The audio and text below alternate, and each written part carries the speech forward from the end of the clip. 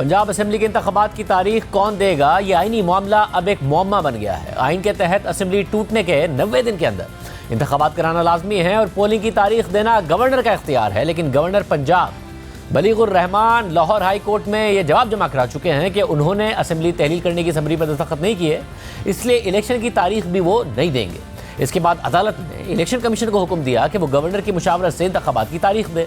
और आज election commission के वफ्द ने गवर्नर पंजाब से मुलाकात भी की है, लेकिन इस मुलाकात में भी इलेक्शन की तारीख पर इत्तफाक नहीं हो सका है और मामला एक बार फिर अदालत में ले जाने पर गौर हो रहा है। गवर्नर पंजाब के तर्जुमान ने एक बयान में कहा है कि हाई कोर्ट के फैसले में कुछ उमूर और गवर्नर की मुशावरती किरदार के कुछ पहलू वजाहत और तशरीह तलब हैं।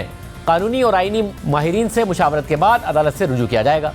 इलेक्शन कमीशन ने आज के इजलास पर अपने एलामिये में कहा है कि गवर्नर पंजाब ने पंजाब असेंबली के इंतखाबात की तारीख नहीं दी। गवर्नर पंजाब का कहना है कि अदालत का फैसला तशरीह तलब है, जिसके लिए कानूनी रास्ता अख्तियार कर रहे हैं। पंजाब असेंबली मैंने तहलील नहीं की, आइन के तहत इलेक्शन की तारीख देने का मजाज नहीं हूँ। इस सूरत हाल में मेरी तजवीज़ इलेक्शन कमीशन पर बाइंडिंग नहीं होगी। मैं कोई मावरा आइन और कानून इकदाम उठाना नहीं चाहता।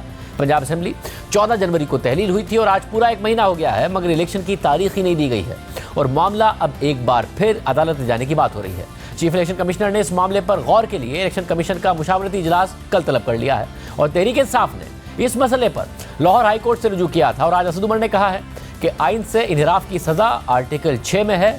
एक आईनी माहिर ने कहा है कि इस पर चीफ इलेक्शन कमिश्नर की गिरफ्तारी बनती है।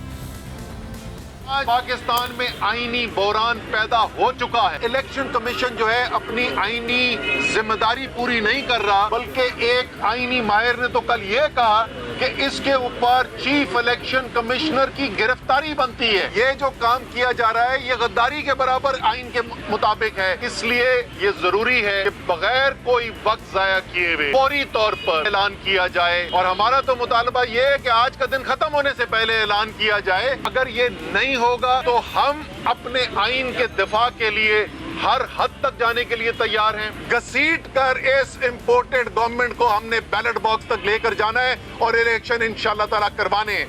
सब पे बात करेंगे। सीनियर साथी और तजियाकार मुजीबुर रहमान शामी साहब और हामिद मीर साहब हमारे साथ मौजूद हैं। आप दोनों का बहुत शुक्रिया। शामी साहब, सबसे पहले हुकूमत ज़ाहिर है इस बात का भी इजहार करती है कि हम चाहते हैं कि सूबे और वफाक के इंतखाबात एक साथ अक्टूबर में हो। मैं कहते हैं हम इंतखाबात के लिए तैयार भी हैं, मगर गवर्नर साहब तारीख दे नहीं रहे हैं। आपको लग रहा है कि हुकूमत कामयाब हो पाएगी एक साथ इंतखाबात कराने में, या लड़ने ही पड़ेंगे अप्रैल में सूबों के इंतखाबात, और एक बड़ा मुश्किल वक्त है जो नून लीग का इंतजार कर रहा है सूबाई इंतखाबात में? देखिए, जब लाहौर हाई कोर्ट में इस मुकदमे की समाअत हो रही थी तो उसमें किसी फरीक ने भी ये नहीं कहा कि इंतखाबात 90 दिन में नहीं होने चाहिए। इस बात पर कंसेंसस था। इलेक्शन कमीशन या जो लोग पिटिशनर्स थे वो और जो रिस्पोंडेंट्स थे वो सब ने ये नुक्ता जो है ये नहीं उठाया कि इंतखाबात 90 दिन में नहीं हो सकते। झगड़ा सिर्फ ये था कि तारीख किसने देनी है। वह इस बात पर कोई इख्तलाफ नहीं है कि इलेक्शन 90 दिन में होने चाहिए। अब ये तारीख देने का मामला जो है वो इस कदर पेचीदा बना दिया गया है कि यानी बार बार एक बात की जा रही है, कभी दूसरी बात की जा रही है, अब ये फिर दरवाजा खटखटाने की बात हो रही है। तो ये मामला जो है ज्यादा लंबा खींचा नहीं जा सकेगा। मेरा ख्याल है तारीख का ऐलान तो करना ही पड़ेगा, और अगर तशरीह के लिए कोई शख्स जाता है, गवर्नर साहब जाते हैं या इलेक्शन कमीशन जाता है हाई कोर्ट में, तो तशरीह भी मिल जाएगी। तो 90 रोज के अंदर मेरा नहीं ख्याल कि अदालत इस मूड में होगी कि 90 दिन की कैद को खत्म कर दे। और इस वक्त जो सूरत हाल है ये इंतखाबात कराने पड़ेंगे, इल्ला ये कि फरीकैन में कंसेंसस हो जाए कि बयक वक्त वो इंतखाबात कराएं, वफाक में भी और तमाम सूबों में भी। इसके अलावा मुझे तो कोई ऐसी दूसरी सूरत नजर नहीं आ रही कि मामला कैसे लटकाया जाएगा और किस तरह आगे बढ़ाया जाएगा, और ये खींचातानी की फजा जो है इसे कैसे तूल दिया जाएगा। हामिद मीर साहब, आपने काफ़ी पहले कह दिया था कि हुकूमत के जो इरादे हैं वो ठीक नहीं लग रहे हैं, और जो ऑफ द रिकॉर्ड हुकूमती रहनुमा गुफ्तगू कर रहे हैं उससे आपने बताया था कि ये आसार क्या नज़र आ रहे हैं। मगर जब लाहौर हाई कोर्ट का फैसला आ गया उसके बाद कोई कामयाबी हो पाएगी, या अप्रैल में ही इन्हें सूबाई इलेक्शन लड़ने पड़ेंगे और काफ़ी मुश्किल इलेक्शन होंगे वो? देखिए, जो हाई कोर्ट है या कोई भी और कोर्ट है या सुप्रीम कोर्ट हो, तो वो जो भी फैसला करती है ना, वो तो आइन को सामने रखती है ना। तो हाई कोर्ट ने तो जो फैसला दिया है बड़ा सिंपल है कि जी आइन के मुताबिक जब सूबाई असम्बली तहलील हो जाती है तो 90 दिन के अंदर इलेक्शन होना चाहिए, और यही उन्होंने फैसला दिया और ऐसा ही होना चाहिए। लेकिन ये तो आइन कह रहा है ना, और अदालत कह रही है। जो अहले इक़्तिदार व इख्तियार हैं वो तो कुछ और सोच के बैठे हुए हैं, जैसा कि आप भी जानते हैं कि मैंने आपको काफ़ी दिन पहले बता दिया था। पहले तो मुझे यही पता चला था कि ये सिर्फ पंजाब और खैबर पख्तूनख्वा का इलेक्शन जो है उसको आगे ले जाना चाहते हैं, और चाहते हैं जी कि जब कौमी असम्बली का इलेक्शन होगा तो सारे इलेक्शन इकट्ठे करवा दिए जाएँ। अब मुझे पता चला है कि ये जो बाई इलेक्शन है ना कौमी असम्बली का, जिसके लिए अभी इन दोनों कागजात नामजदगी जमा करवाए जा रहे हैं, ये वो भी नहीं करवाना चाहते, और उसके बाद ये अक्टूबर से भी मामले को आगे ले जाना चाहते हैं। अब इसमें यकीनन हर बंदा जो आइन और कानून की बालादस्ती पे यकीन रखता है वो यही सोचेगा यार ये आइन में तो ऐसा नहीं हो सकता। तो बिल्कुल सही बात है, आपको और मुझे, शामी साहब को, सबको यही सोचना चाहिए कि भाई आइन में तो ऐसा नहीं हो सकता। लेकिन आप देखें कि यहाँ पे तो बहुत से ऐसे काम होते हैं कि जो आइन में नहीं होते, लेकिन असल ग्राउंड रियलिटी उन्हीं को बना दिया जाता है। तो लग यही रहा है कि जिस तरह माजी में होता रहा है कि बहुत से अदालतों के फ़ैसले जो हैं उस पर अमल दरामद नहीं होता, और कुछ ऐसे भी फ़ैसले हैं जिन पे अदालतों ने अमल दरामद करना था और अदालतों ने भी अमल दरामद नहीं किया।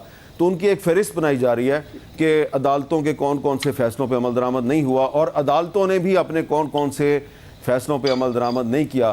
तो कहा जाएगा जी कि हम इस पोजीशन में नहीं हैं, हमारे मुआशी मामलात हैं, फ़ंड्स की कमी है, मरदमशुमारी नहीं हुई, ये नहीं हुआ, वो नहीं हुआ, और ये इलेक्शन को डिले करेंगे।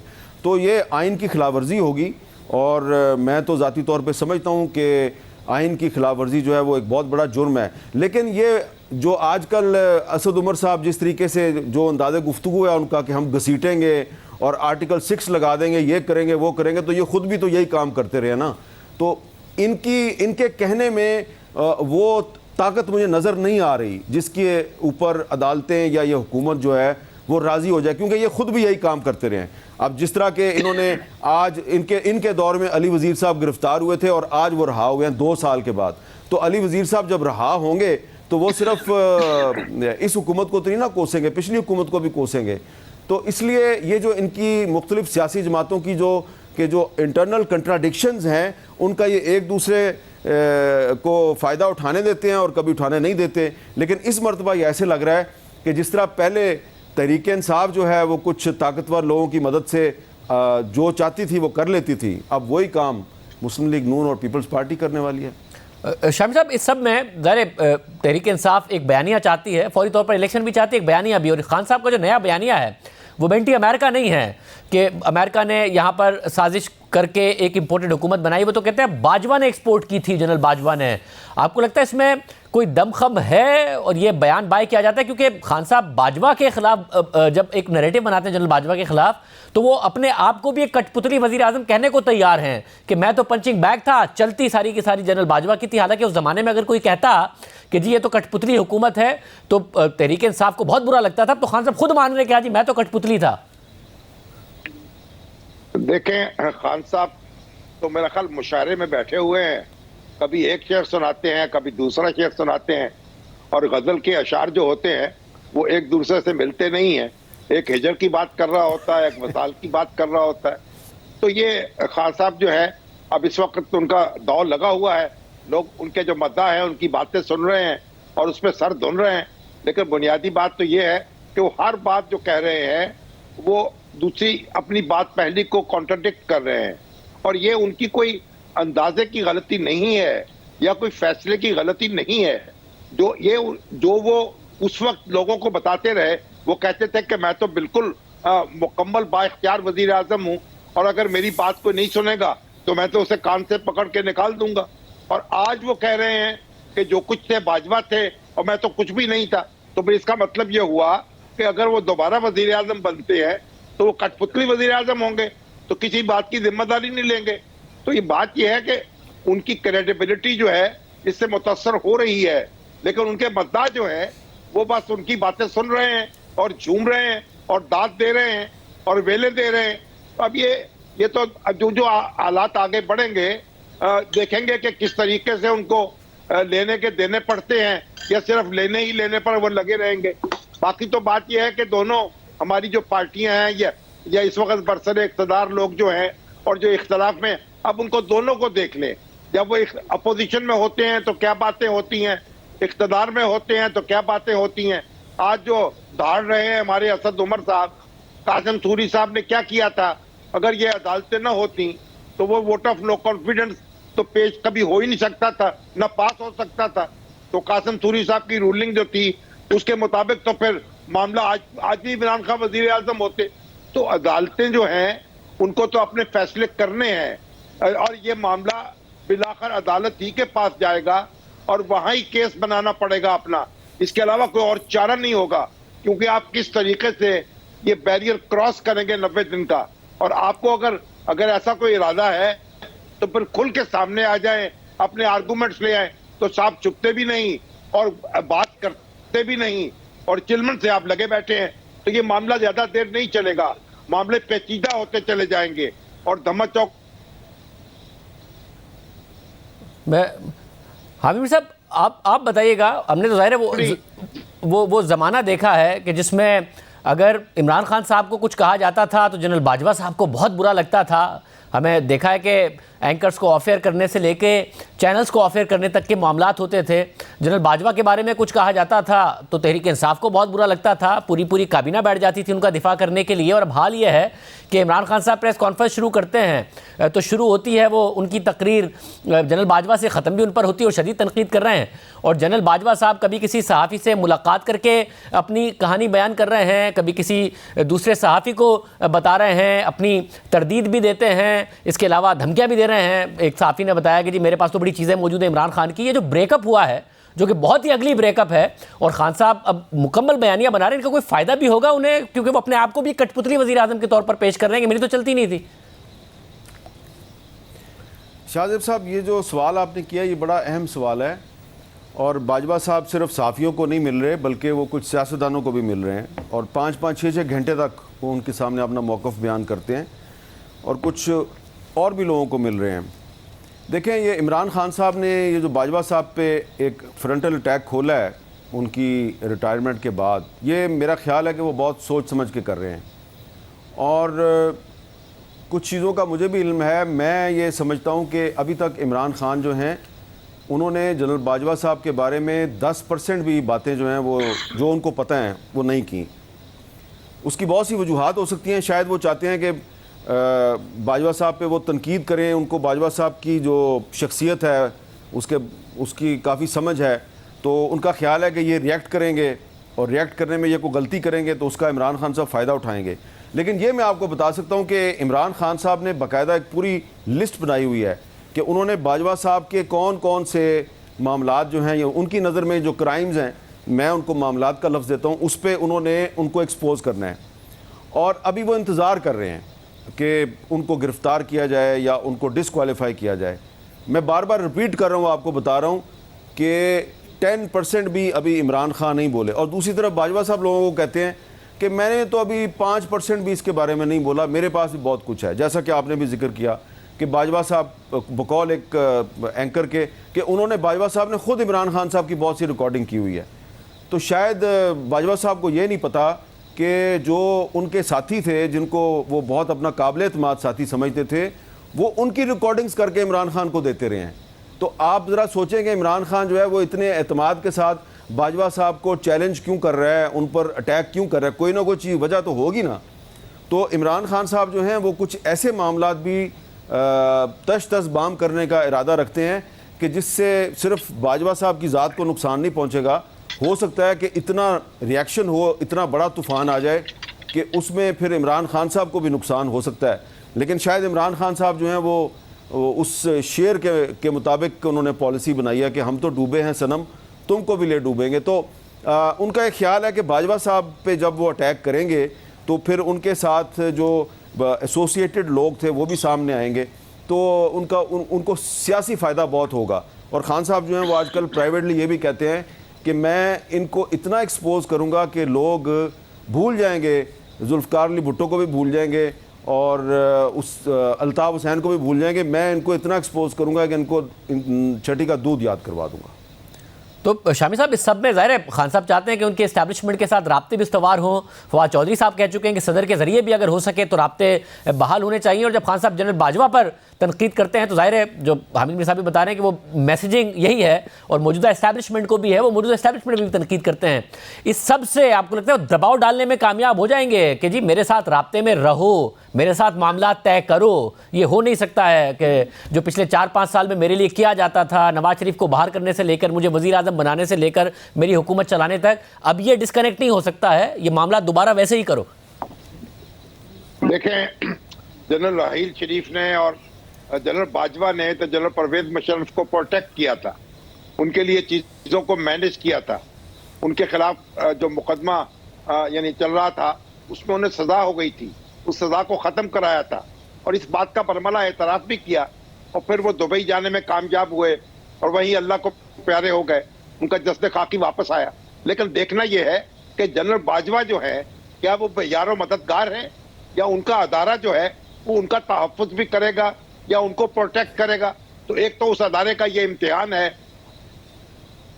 और जनरल बाजवा भी मेरा ख्याल है ये समझ रहे हैं कि कुछ ना कुछ तहफ़्फ़ुज़ तो उनको मिलेगा।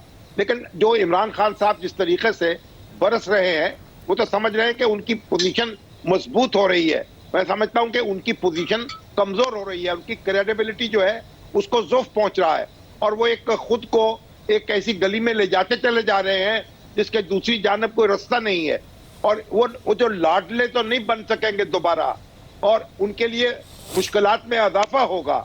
और ये जो पेचीदा सूरत हाल है, देखिए, जो अगर दफाई अदारे कमजोर होते हैं तो वो भी पाकिस्तान के लिए कोई अच्छी खबर नहीं है, और अगर सियासी अदारे जो हैं उनकी दुर्गत बनती है तो वो भी हमारे सामने है। तो इसलिए जो ये फ्री स्टाइल में कुश्ती खेली जा रही है, ये किसी को नुकसान तो पहुंचा सकती है, लेकिन मेरा ख्याल सबसे ज्यादा नुकसान खुद इमरान खान साहब का होगा अगर उन्होंने अपनी हिकमत अमली पे गौर ना किया। यानी वो डैमेज दूसरे को डैमेज कर सकते हैं, लेकिन बाजवा साहब को नुकसान पहुंचाकर वो अपना फायदा कैसे करेंगे और कैसे गेन करेंगे और कैसे आगे बढ़ेंगे और कैसे तख्त संभालेंगे, ये बात समझ में आने वाली नहीं है। हामिद मीर साहब, आपको लग रहा है कि इस्टेब्लिशमेंट को दबाव में जो डालने की एक स्ट्रेटजी है खान साहब की, उसमें वो कामयाब हो सकते हैं? मेरा नहीं ख्याल कि वो मौजूदा इस्टेब्लिशमेंट जो है उसके साथ कोई मुहाजरा ही करना चाहते हैं। वो बाजवा साहब पे अटैक इस तरीके से करेंगे कि उसका नुकसान सिर्फ बाजवा साहब को या उनके 1-2 साथियों को होगा जो कि अब रिटायर हो चुके हैं। और उसमें जो सबसे बड़ा जो इमरान खान साहब का जो तुर्प का पत्ता है वो ये है कि वो ये डिस्क्लोज़ करेंगे कि जब नवंबर में नए आर्मी चीफ़ की अपॉइंटमेंट होनी थी तो कौन किसके ज़रिए उनके पास आया और बाजवा साहब का ये पैगाम दिया कि अगर आसिम मुनीर को आर्मी चीफ़ बनाया जाता है तो आप उसको मुस्तरद कर दें। और आरिफ अलवी साहब को भी ये कहा गया कि अगर आसिम मुनीर साहब का नाम आता है तो आप उसको मुस्तरद कर दें। और वो इमरान खान साहब जब आसिम मुनीर साहब का नाम मुस्तरद कर देंगे तो आसिम मुनीर जो हैं वो कंट्रोवर्शियल हो जाएंगे। लेकिन इमरान खान साहब ने वो नहीं किया और उन्होंने फ़ौरन आसिम मुनीर साहब के नाम पे यस कर दिया। और इमरान खान साहब का ख्याल है कि मैंने बाजवा की ये साजिश नाकाम बना दी, क्योंकि जनरल बाजवा ने पूरी कोशिश की कि आसिम मुनीर आर्मी चीफ़ ना बने। इसके अलावा भी 2-3 और मामलात हैं। तो इमरान खान साहब जो हैं वो इतने बेवकूफ़ नहीं हैं, वो इस तरीके से खेलेंगे कि जो उनके ख्याल में नुकसान है वो सिर्फ बाजवा का होगा, पूरे इदारे का नहीं होगा। और हामिद मीर साहब, इसके बावजूद, क्योंकि खान साहब तो खुद सहाफ़ियों से मिलकर मुलाकात में कह चुके थे कि वो नहीं चाहते कि जनरल आसिम मुनीर अगले आर्मी चीफ बने, इसके बावजूद वो ये जिम्मेदारी डाल पाएंगे जनरल बाजवा पे? नहीं, देखे ना, ये तो आप इनकार नहीं कर सकते कि ये एक तासुर था कि अगर आसिम मुनीर साहब का नाम आता है, उनका नोटिफिकेशन होता है, तो इमरान खान साहब फ़ौरन जो है वो इनकार कर देंगे और एक क्राइसिस क्रिएट हो जाएगा। और उस क्राइसिस से कुछ लोगों ने क्या फ़ायदा हासिल करना था, इमरान खान साहब ने मंसूबा बनाया हुआ कि वो ये भी बताएंगे कि मेरे ज़रिए ही क्राइसिस क्रिएट करना था और फिर उस क्राइसिस से फिर फ़ायदा भी किसी ने उठाना था। तो ये अब इमरान खान जो है वो इंतज़ार कर लें।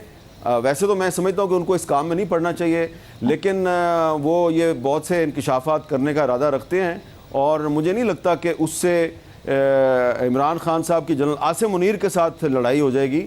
उनकी लड़ाई बाजवा साहब के साथ ही रहेगी। लेकिन ये मैं इत्तेफाक करता हूँ कि उनकी बहुत सी जो स्टेटमेंट्स हैं उससे ये लगता है कि वो मौजूदा इस्टेब्लिशमेंट पे भी प्रेशर डाल रहे हैं, क्योंकि जब वो आसिम मुनीर साहब का नाम नहीं लेते लेकिन उनके कुछ सबॉर्डिनेट्स का नाम लेते हैं तो इसका मतलब है कि वो अदारे को प्रेशराइज करने की कोशिश कर रहे हैं।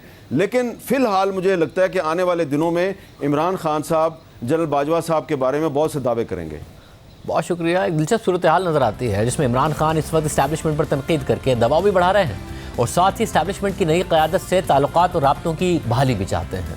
तहरीक इंसाफ के रहनुमा फवाद चौधरी का कहना है कि सदर मुमलिकत डॉक्टर आरिफ अलवी को आर्मी चीफ और इमरान खान का राब्ता करवाने के लिए कोशिश करनी चाहिए, मगर खुद इमरान खान कुछ अर्सा पहले तक अपोजिशन लीडर्स की आर्मी चीफ से मुलाकातों को बहुत बुरा और गैर जमहूरी समझते थे और बरतानिया की मिसाल देकर कहते थे कि अपोजिशन लीडर का क्या काम है कि वो आर्मी चीफ से बात करें, आर्मी चीफ का काम तो वज़ीर आज़म से होता है। मगर ये कहकर चंद दिन तक भी इमरान खान अपनी बात पर कायम ना रह सके और कुछ दिन बाद प्रेसिडेंट हाउस में उस वक्त के army chief general Qamar Javed Bajwa से मुलाकात कर ली, फिर बाद में एक और मुलाकात भी कर ली। और जब आर्मी चीफ से मुलाकात के हवाले से 1 अक्टूबर 2022 को इमरान खान से सवाल हुआ तो उन्होंने जवाब दिया कि झूठ में बोलना नहीं चाहता और सच में बोल नहीं सकता। फिर कुछ दिन बाद यानी 28 अक्टूबर 2022 को खुद ही मान लिया कि प्रेसिडेंट हाउस में आर्मी चीफ से मेरी मुलाकात हुई थी। जनरल बाजवा की रिटायरमेंट तक उनसे खुफिया मुलाकातें करते रहे और अब जनरल बाजवा रिटायर हो गए हैं तो इमरान खान ने अपनी सारी नाकामियों समेत अपनी हुकूमत गिराने की साजिश अमेरिका को एक्सपोर्ट करने का इल्ज़ाम भी जनरल बाजवा के सर पर डाल दिया और चाहते हैं कि मौजूदा आर्मी चीफ से उनके राब्ते और ताल्लुकात बहाल हो जाएं। हमें भी शामिल करें। हुकूमत एक एक करके IMF की शराइत पर अमल कर रही है। बिजली और गैस की कीमतों में इजाफा हो चुका है जबकि हुकूमत को 170 अरब रुपए के नए टैक्सेस लगाने हैं और इस हवाले से अब से थोड़ी देर पहले वफाकी काबीना ने फाइनेंस बिल की मंजूरी दे दी है। हुकूमती ज़राए के मुताबिक फाइनेंस बिल कल कौमी असम्बली और सेनेट में पेश किया जाएगा, फिर इस बिल को खजाना की कायमा कमेटियों को भिजवाया जाएगा और जुमेरात की सुबह तक दोनों ऐवानों की कमेटियों से मंजूरी का इम्कान है। फिर उसी दिन कौमी असम्बली और सेनेट से फाइनेंस बिल की मंजूरी ले ली जाएगी और जुमेरात की शाम को ही सदर मुमलिकत को दस्तखत के लिए भिजवाया जाएगा। इससे पहले आज ही हुकूमत ने ऑर्डिनेंस के जरिए फाइनेंस बिल मंजूर कराने की कोशिश की थी, मगर सदर आरिफ अलवी ने दस्तखत करने से गुरेज किया था और मशवरा दिया था कि हुकूमत पार्लियामेंट ले जाकर फाइनेंस बिल मंजूर कराए। इस हवाले से वजीर खजाना इसहाक डार ने सदर मुमलिकत डॉक्टर आरिफ अलवी से मुलाकात भी की थी। मुलाकात के बाद सदर के ट्विटर हैंडल पर जारी होने वाले बयान के मुताबिक वजीर खजाना ने सदर मुमलिकत को IMF के साथ मुज़ाकरात में होने वाली पेशरफ्त और इत्तफाक राय के बारे में आगाह किया। सदर मुमलिकत ने IMF के साथ मुआहदे पर मुज़ाकरात के लिए हुकूमती कोशिशों को सराहा और कहा कि रियासत पाकिस्तान हुकूमत की जानिब से IMF के साथ किए गए वादों पर कायम रहेगी। वज़ीर ख़जाना इसहाक डार ने सदर को बताया कि हुकूमत एक ऑर्डिनेंस जारी करके टैक्सों के जरिए इजाफी रेवेन्यू इकट्ठा करना चाहती है, तो सदर ने जवाब दिया कि इस अहम मौजू पर पार्लियामेंट को एतमाद में लेना ज़्यादा मुनासिब होगा। पार्लियामेंट का सेशन फौरी तौर पर बुलाया जाए ताकि बिल को बिला ताखीर कानून बनाया जा सके। IMF प्रोग्राम की बहाली नागुज़ीर है क्योंकि पाकिस्तान के ज़र मुबादला के ज़खायर $3 अरब से भी नीचे जा चुके हैं और ये $2.9 अरब के ज़खायर IMF प्रोग्राम की अदम मौजूदगी में डिफ़ॉल्ट का ख़तरा बढ़ा रहे हैं, क्योंकि दोस्त ममालिक ने भी IMF प्रोग्राम के बगैर पैसे देने से इनकार कर दिया है और IMF ने हुकूमत की तरफ से पहले इकदाम के बगैर स्टाफ लेवल एग्रीमेंट करने से भी इनकार कर दिया है। दूसरी तरफ रेटिंग एजेंसीज मुसलसल पाकिस्तान की रेटिंग्स डाउनग्रेड कर रही हैं और आज आलमी रेटिंग एजेंसी फिच ने पाकिस्तान की रेटिंग गिरा दी है और CCC+ से भी कम करके CCC- कर दी है और फिच ने 5 माह में दूसरी बार पाकिस्तान की रेटिंग्स को डाउनग्रेड किया है। इस पूरी सूरत हाल पर बात करेंगे। हमारे साथ मौजूद हैं द न्यूज़ के साथ ही मेहताब हैदर, इसके अलावा खाका नजीब साहब हमारे साथ मौजूद हैं। आप दोनों का बहुत शुक्रिया। मेहताब हैदर साहब, सबसे पहले बताइएगा ज़रा, नज़र आ रहा है आपको कि बहुत संजीदगी है, पहले हुकूमत मानने को तैयार नहीं थी और अब बहुत तेज़ी से इक़दाम कर रही है कि किसी भी तरीके से जल्द से जल्द IMF को ऑन बोर्ड किया जाए?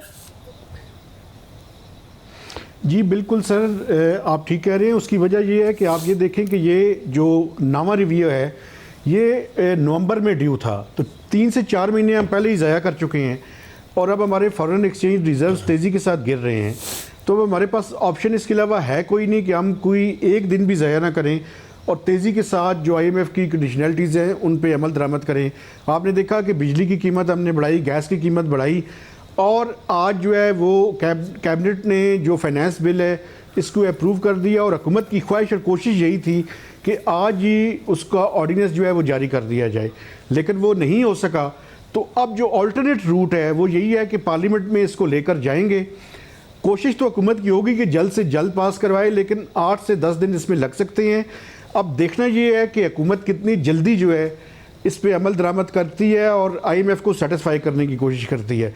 लेकिन अपेरेंटली ये लग रहा है कि शायद स्टाफ लेवल एग्रीमेंट अगले 8 से 10 दिन मज़ीद डिले हो जाए, जब तक IMF की सारी शराइत पे अमल दरामद जो है वो कंप्लीट नहीं हो जाता। खकाना जी साहब, ज़रा आप भी और बहुत सारे दीगर मुआशी माहिरीन कहते रहे हुकूमत से कि देर ना करें, फौरी तौर पर रिफॉर्म्स के प्रोसेस को आगे बढ़ाएं, नहीं मानी हुकूमत। अब जब हो रहा है तो देर आए दुरुस्त आए, या आपके ख्याल में बहुत देर हो गई है और डैमेज इतना हो गया है कि IMF बहाल हो भी जाए तब भी बहुत सारे मामलात हैं जो अनसर्टेनिटी को बरकरार रखेंगे पाकिस्तान की मईशत के लिए? शाहज़ेब भाई, look at it from this point of view. आज जो फिच है उसने आपको एक नहीं 2 नॉचेस डाउनग्रेड किया है। So that is the severity of the external sector. जो अभी तक हमने बातें की हैं वो सब ये हैं कि गैस की चेंजेस कर दें, बिजली की चेंजेस कर दें, 170 के टैक्सेस लगा दें। मैं अब भी कहता हूं कि ये आसान, अनपॉपुलर बट आसान चीजें हैं करने की। असल मसला जो है वो आपका एक्सटर्नल है। एक्सटर्नल का क्या मसला है? आपने $7 अरब अगले 4.5 माह में वापस करने हैं।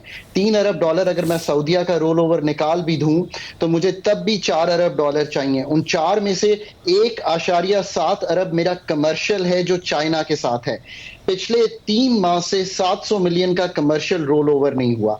ये है सिवेरिटी। इसको ऐड कीजिए कि 2 से 3 अरब डॉलर आपको करंट अकाउंट के लिए चाहिए। अगर मैं ये रकम पूरी कर भी दूं तो मेरी रकम 4 + 3 यानी कि 7 अरब नए डॉलर मुझे चाहिए। अब आपके पास इनकमिंग क्या है? Be very clear, $2.5 Arab IMF के हैं और 3.5 अरब मल्टीलैटरल्स के हैं। इन दोनों का ताल्लुक IMF का प्रोग्राम करने से है। अगर हम ये $6 अरब ले भी लेते हैं तो हमारे रिजर्व यहां से ज्यादा 4.5-5 अरब पे चले जाएंगे। Even that is not a comfortable position. मेरे ख्याल में प्रोग्राम का जो इस वक्त कलीदी पॉइंट है, जो पिवटल पॉइंट है, वो ये सब चीजें तो हम कर लेंगे। IMF को भी मालूम है कि हम इनसे इनहराफ नहीं करेंगे लोकल चेंजेस से। हमने कुछ कर दिए हैं, कुछ कर लेंगे। Even laying of the bill जो है शायद IMF के लिए काफी हो।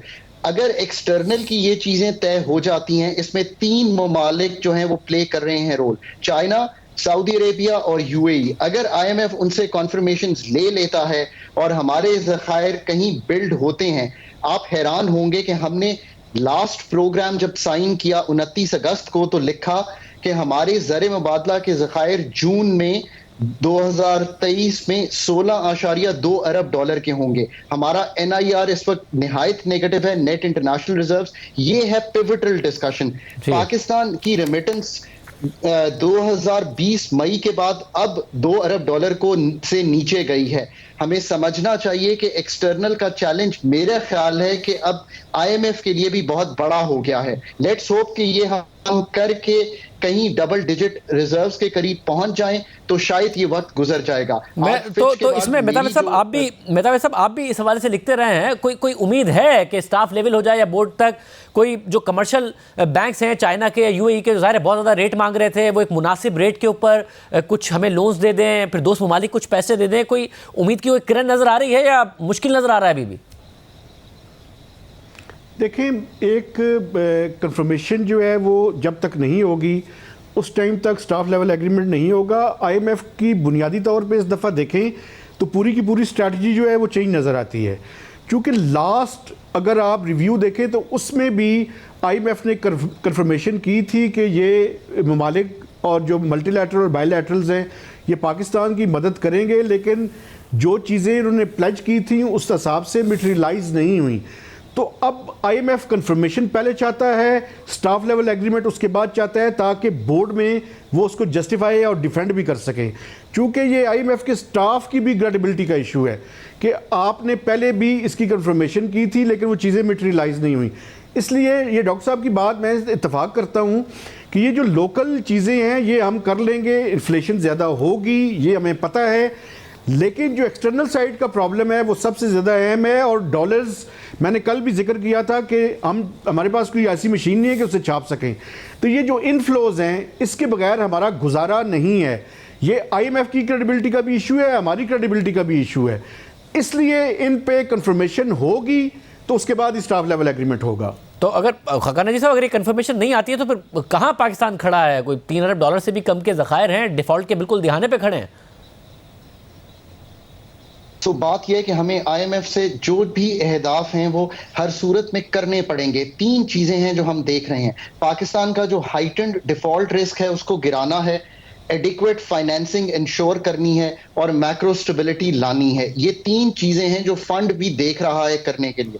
अगर लेट से कि ये नहीं होते तो फिर आपके पास बेस्ट जरिया ये रह जाएगा कि आपको कमर्शियल फाइनेंसिंग पिकअप करनी पड़ेगी फॉर द इंटरिम पीरियड, अगर वो थोड़े हायर रेट पे भी हो। बट अगर स्टाफ लेवल एग्रीमेंट हो जाता है तो मल्टीलैटरल्स के $3.5 अरब हैं, और मैंने चेक किया है कि ये एग्जैक्ट ऐसा अमाउंट है जो आपको कंफर्टेबल कर देगा। ये कंप्लीटली टाइड है विद द IMF। सो आगे बढ़िए और IMF का ये एग्रीमेंट कीजिए ताकि हम ये कर सकें। अब चाइना के साथ हमें अपने रवाबत को यूज करना पड़ेगा और 1.7 बिलियन की कमर्शियल रीफाइनेंस और 700 मिलियन ये तो हमें कराना पड़ेगा, और इसके लिए जो भी हमारे उनके साथ बैक चैनल डिप्लोमेसी है उसको यूज करना पड़ेगा। अगर किंगडम ऑफ सऊदी अरेबिया का $2 अरब आना है तो उसकी भी कंफर्मेशन आनी पड़ेगी, और आखिर में वही UAE का $1 अरब। ये वो फाइनेंसिंग्स हैं जिनको पुट टुगेदर करना है, प्लस $1.2 बिलियन कमर्शियल गया हुआ है UAE, वो भी वापस लेना है। मेरे लिए ये, और एक और चीज, आपकी जो इन्फ्लेशन है कोर, याद रखिए लोगों के लिए, जो लोग ये समझते हैं कि ये सिर्फ सप्लाई साइड से इन्फ्लेशन को हम संभाल लेंगे, ऐसा नहीं होगा। आपकी कोर इन्फ्लेशन 19.5 है रूरल की और 15.5 है अर्बन की। इसको देखते हुए और फरवरी के इससे ज्यादा फिगर देखते हुए मॉनेटरी टाइटनिंग जो है, मैं समझता हूं रियल इंटरेस्ट रेट को पॉजिटिव रखने के लिए फंड आपसे मांगेगा। अब आई एम नॉट श्योर कि हम आमादा कर पाएंगे कि नेक्स्ट MPC मार्च में हो रही है हम उसमें कर लें, या उसको अगर पहले करने की भी जरूरत है तो call the MPC, take the decision. Because मैं अगेन कहता हूं कि लोकल मसाइल आर नॉट द इशू। अगर एक्सटर्नल तय हो जाता है तो ये फौरी तौर पे कीजिए, और जैसे ही स्टाफ लेवल होता है तो बाकी फाइनेंसिंग के लिए मूव कीजिए, बिकॉज आपके पास क्वेश्चन बहुत थोड़ा रह गया है इस ये करने का। हमें स्टाफ लेवल एग्रीमेंट शाहजेब कर लेना चाहिए था फरवरी 9 को जब वो यहां से गए थे। आप इमेजिन कीजिए कि आपने प्राइसिंग चेंजेस पहले कर दिए होते, 170 का बिल पहले ले आए होते, तो आज आप स्टाफ लेवल एग्रीमेंट करके अपने रिजर्व्स को बिल्ड करने की सूरत में आ गए होते। फिच की शायद ये डाउनग्रेड ना आई होती बिकॉज फंड हमारे साथ होता। कोई भी मुल्क जब इस चैलेंज में जाता है, कोई और तरीका एग्जिस्ट नहीं करता पूरी दुनिया में इंटरनेशनल आर्किटेक्चर में IMF के अलावा। नवंबर से आज हम 14 फरवरी को बात कर रहे हैं और अभी तक स्टाफ लेवल एग्रीमेंट नहीं कर पाए। आई डोंट थिंक कि Pakistan should have been here at all. बहुत शुक्रिया, गुफ्तगू आपने सुनी। प्रोग्राम में ब्रेक शामिल करते हैं और आम खबर पर बात करेंगे ब्रेक के बाद। जनूबी वज़ीरिस्तान से ताल्लुक़ रखने वाले आज़ाद रुकन कौमी असम्बली अली वज़ीर 2 साल से ज़्यादा अरसा कैद में गुजारने के बाद आज रिहा हो गए हैं। उन्हें मुकदमात में ज़मानत मिल गई है, जबकि दीगर मुकदमात में गिरफ्तार ना करने के पेशावर हाई कोर्ट के हुक्म के बाद अली वज़ीर को कराची की मरकज़ी जेल से रिहाई मिल गई है। गुज़िश्ता साल वोट ऑफ नो कॉन्फिडेंस और बजट के मौके पर अली वज़ीर के प्रोटेक्शन ऑर्डर जारी किए गए, जबकि इससे पहले उनको सेनेट इलेक्शन और बजट के दौरान ही कौमी असम्बली आने की इजाज़त दी गई थी। गुज़िश्ता 2 सालों में अली वज़ीर को कराची और खैबर पख्तूनख्वा में बगावत और रियासती इदारों के खिलाफ इश्तियाल अंगेज़ी के कुल 17 मुकदमात का सामना रहा, जिसमें से सिर्फ एक केस में उन्हें बरियत मिली, जबकि बाकी केसेस में उन्हें ज़मानत के बाद रिहाई मिली है। उनकी एक मुकदमे में ज़मानत होती तो दूसरे मुकदमे में गिरफ्तारी डाल दी जाती, क्योंकि किसी की अना मुल्क के कानून और इंसानी हुकूक से ज़्यादा बड़ी थी। अली वज़ीर के खिलाफ पहला केस कराची में 6 दिसंबर 2020 को सुराब कोर्ट में अवामी जलसे से खिताब पर दर्ज किया गया, जिसके बारे में इल्ज़ाम लगाया गया कि इस तकरीर में अली वज़ीर और पश्तून तहफ़्फ़ुज़ मूवमेंट के रहनुमाओं ने रियासत मुखालिफ तकारीर की है। इस तकरीर पर अली वज़ीर, मोहसिन दावर और पश्तून तहफ़्फ़ुज़ मूवमेंट के दीगर रहनुमाओं के खिलाफ मुकदमा दर्ज किया गया था, और सिंध पुलिस की दरख्वास्त पर पेशावर पुलिस ने अली वज़ीर को गिरफ्तार करके 31 दिसंबर 2020 को कराची पुलिस के हवाले किया था। अली वज़ीर और FIR में नामजद दीगर मुल्ज़िमान ने रियासती इदारों के खिलाफ नफरत अंगेज़ी के केस में ज़मानत के लिए पहले इंसदाद दहशतगर्दी अदालत कराची से रुजू किया। फिर इंसदाद दहशतगर्दी की अदालत से ज़मानत की दरख्वास्त मुस्तरद होने के बाद उन्होंने सिंध हाई कोर्ट और फिर सुप्रीम कोर्ट से रुजू किया, जहां सुप्रीम कोर्ट के 3 रुकनी बेंच ने गिरफ्तारी के 1 साल बाद नवंबर 2021 को ज़मानत की दरख्वास्त कबूल करते हुए उनकी ज़मानत पर रिहाई की मंजूरी दे दी। लेकिन इस ज़मानत के बावजूद अली वज़ीर को सिर्फ इसलिए जेल से रिहाई नहीं मिली क्योंकि उनके खिलाफ इस दौरान दीगर मुकदमे दर्ज किए जा चुके थे, और फिर इसके बाद अगले 1.5 साल तक यही देखा गया कि अली वज़ीर को एक केस में ज़मानत मिलने से पहले ही उनके खिलाफ एक और मुकदमा दर्ज कर लिया जाता। यहाँ तक कि अली वज़ीर के खिलाफ जो शुरू में 3 मुकदमे दर्ज किए गए थे वो इस दौरान बढ़ते बढ़ते 17 हो गए। गुज़िश्ता साल 25 अक्टूबर को इंसदादी दहशतगर्दी की अदालत ने अली वजीर को अदम सबूत की बुनियाद पर 6 दिसंबर को की गई तकरीर में बगावत और रियासती इदारों के खिलाफ नफरत अंगेजी के केस में बरी कर दिया, जबकि सितंबर 2022 में भी अली वजीर को एक और केस में जमानत दे दी गई, लेकिन जमानती रकम जमा ना करवाने की वजह से अली वजीर रिहा नहीं हो सके। इसी तरीके से अली वजीर के खिलाफ कराची में दर्ज 4 मुकदमात में से एक में उन्हें बरी और दीगर 3 में जमानत तो गुज़िश्ता साल ही मिल गई थी, लेकिन मीरान शाह, चारसद्दा, डेरा इस्माइल खान, टांग, सवाद, बन्नू और सवाबी में मुतादिद मुकदमा दर्ज होने की वजह से अली वजीर की रिहाई मुमकिन नहीं हो सकी थी।